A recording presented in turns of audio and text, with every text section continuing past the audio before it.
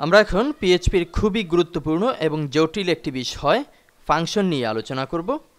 মূলত dynamic website তৈরিতে ফাংশনের আছে গুরুত্বপূর্ণ অবদান, আর সে কারণেই ফাংশন অধ্যায়টি আমাদেরকে খুব ভালোভাবে রপ্ত করতে হবে।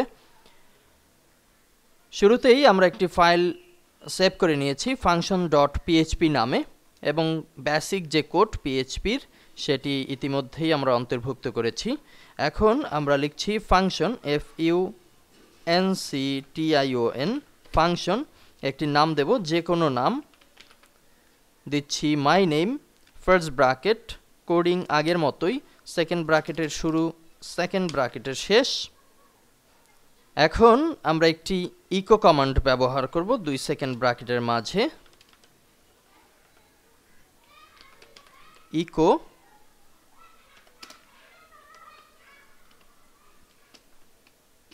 আগের মতোই ডাবল ইনভার্টেড কমা এবং সেমিকোলন ব্যবহার করছি। আমরা একটি নাম লিখছি ALAMIN, আল আমিন। এ পর্যায়ে আমরা যদি ফাইলটিকে সেভ করি, পরবর্তীতে আমরা যদি পিএইচপি গুরুকে রিলোড করি, আমরা function.php নামে একটি ফাইল পাব।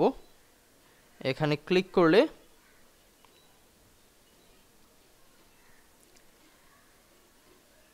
আমরা কিন্তু একেবারেই ফাঁকা একটি প্রিভিউ পাচ্ছি। অন্যান্য কোডিং সিস্টেমে আমরা ইকো প্রদর্শিত অবস্থায় দেখতে পেয়েছিলাম। এখানের ইকো প্রদর্শন করবে তখনই যখন আমরা ফাংশন নেমকে সেকেন্ড ব্র্যাকেটের নিচে গিয়ে কিংবা সেকেন্ড ব্র্যাকেটের বাইরে এসে কল করব। আমরা এখন লিখছি মাই নেম। উপরের সিস্টেমেই ডাবল ফার্স্ট ব্র্যাকেট এবং সেমিকোলন। এখন যদি সেভ করি এবং ফাইলকে রিলোড করি, তাহলে দেখতে পাচ্ছি প্রদর্শিত হচ্ছে আল আমিন, যেটি আমি ইকোর মাঝে অন্তর্ভুক্ত করেছিলাম। এছাড়া আমরা যদি আল আমিন লেখার পাশে আরও কিছু HTML কোড অর্থাৎ যে কোনো লেখা যদি প্রদর্শন করাতে চাই, তাহলে আমরা অবশ্যই সেটি করব সেকেন্ড ব্র্যাকেটের বাইরে এসে। আবারও লিখছি ইকো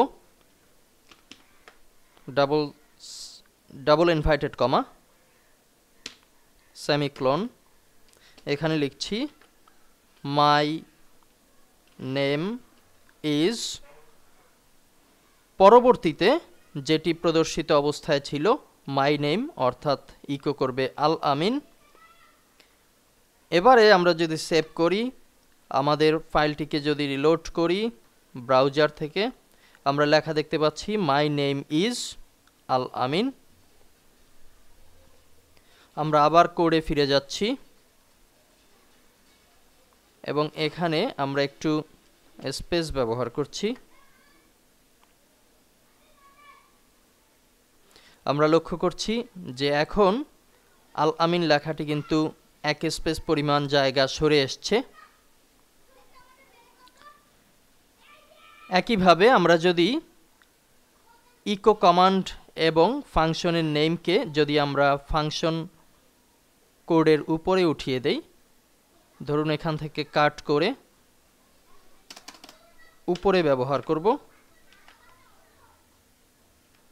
সেভ, ব্রাউজারকে রিলোড, আমরা দেখতে পাচ্ছি কোনো প্রকার পরিবর্তন হচ্ছে না।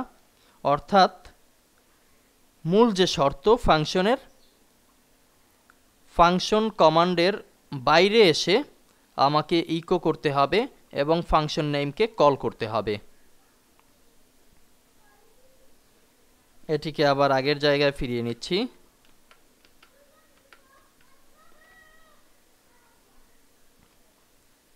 এখন আমরা দেখব ভিন্ন একটি পদ্ধতি। আমরা যদি চাই এখানে ইকোতে যে মেসেজ প্রদর্শিত হয়েছে মাই নেম ইজ, এটি ভিতরের ইকোতে ব্যবহার করব, তবে সেটিও কিন্তু সম্ভব। আমরা এখন এখানের ইকো মেসেজকে ডিলিট করছি এবং উপরে মাই নেম, এখানে একটি ভ্যারিয়েবল লিখছি, ভ্যারিয়েবল নেম, এবং 2 সেকেন্ড ব্র্যাকেটের মাঝে যে ইকো কমান্ড আছে তার ভেতরে এর আগে নেম লিখেছিলাম সেটি আমরা ডিলিট করে আমরা আমাদের স্পেশাল যে মেসেজ মাই নেম ইজ এতটুকু লিখছি এবং উপর থেকে ভ্যারিয়েবল নেম অর্থাৎ যে নামটি কল করা হবে সেই নামটি যাতে ইকোর মাঝে প্রদর্শিত হয় সেই ব্যবস্থা কিন্তু এখানে করা হচ্ছে। এ পর্যায়ে আমরা যদি নিচে কলকৃত ফাংশন নেম মাই নেমের ভেতরে একটি নাম লিখে দেই, আমরা উপরে ইকোর মাঝে যে নামটি ছিল আল আমিন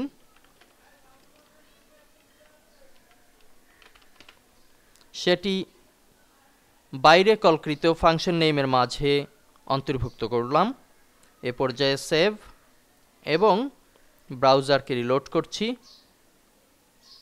দেখা যাচ্ছে লেখা কিন্তু অপরিবর্তিত অবস্থায় আছে, মাই নেম ইজ আল আমিন। অর্থাৎ আমরা বুঝতে পারছি আমরা যে স্টাইলে কোডিং করেছি সেটি কিন্তু যথারীতি ইমপ্লিমেন্ট হয়েছে।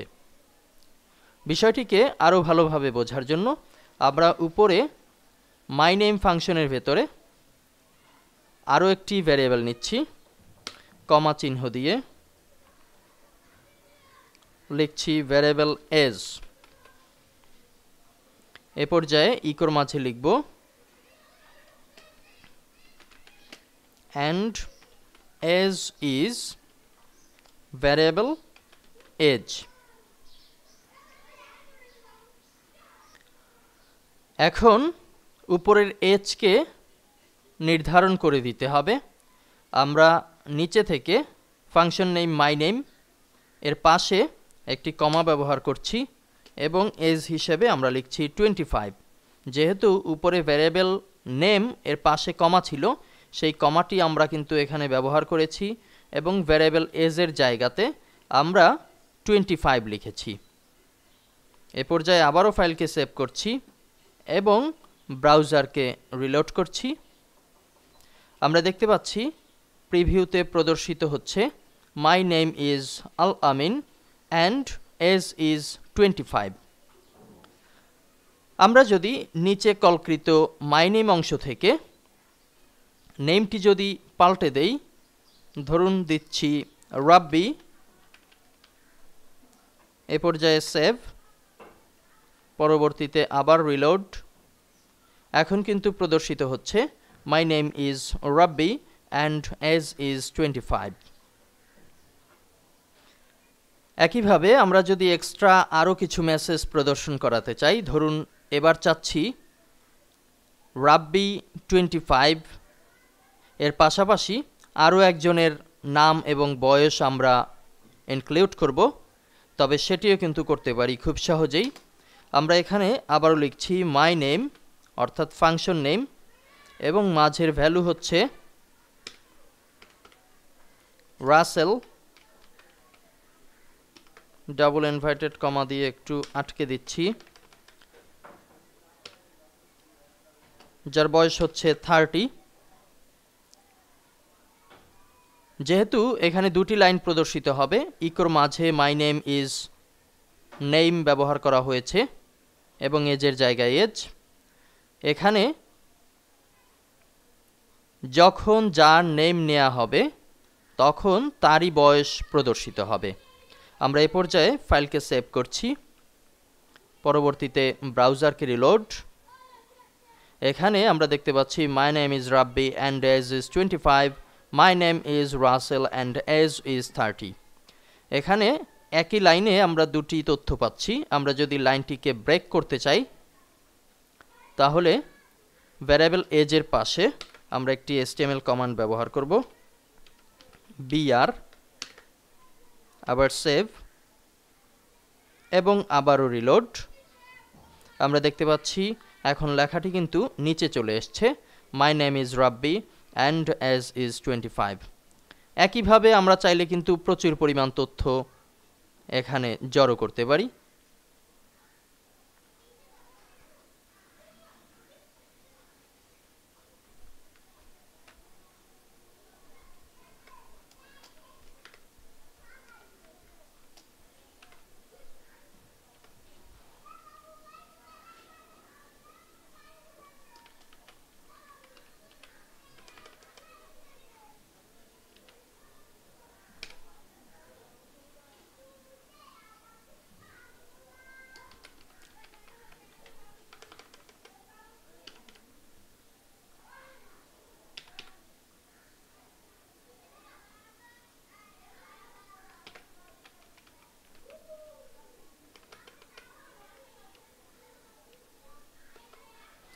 আমরা এখানে আরও 3টি তথ্য বৃদ্ধি করেছি।